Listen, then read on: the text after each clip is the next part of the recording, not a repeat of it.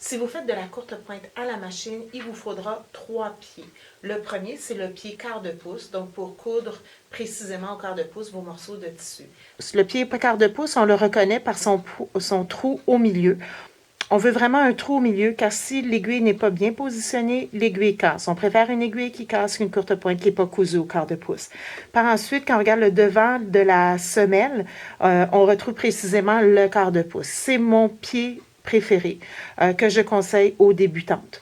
Donc, c'est très simple pour mettre sur une machine à coudre.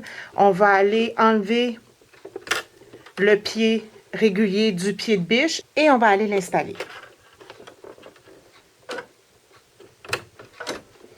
Le voilà.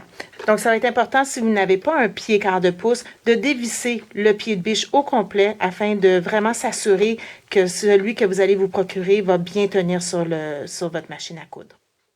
Le fonctionnement du pied quart de pouce, en fait, c'est une fois qu'on a nos tissus prêts à coudre, on peut vraiment aller bien l'installer à l'intérieur de notre pied quart de pouce et notre courte pointe va être cousue au quart de pouce parfaitement. Par la suite, ce sera au niveau du piquage. En premier lieu, nous vous conseillons fortement d'utiliser le pied marcheur. À ce moment-là, pour l'utiliser, il faut vraiment aller dévisser au complet le pied de biche.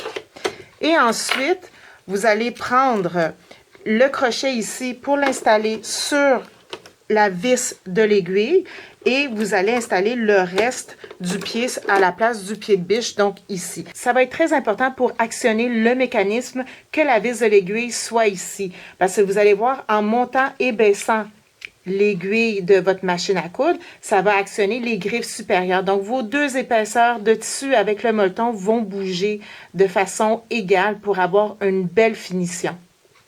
Et par la suite, celle qui le souhaite pourrait utiliser le pied main libre.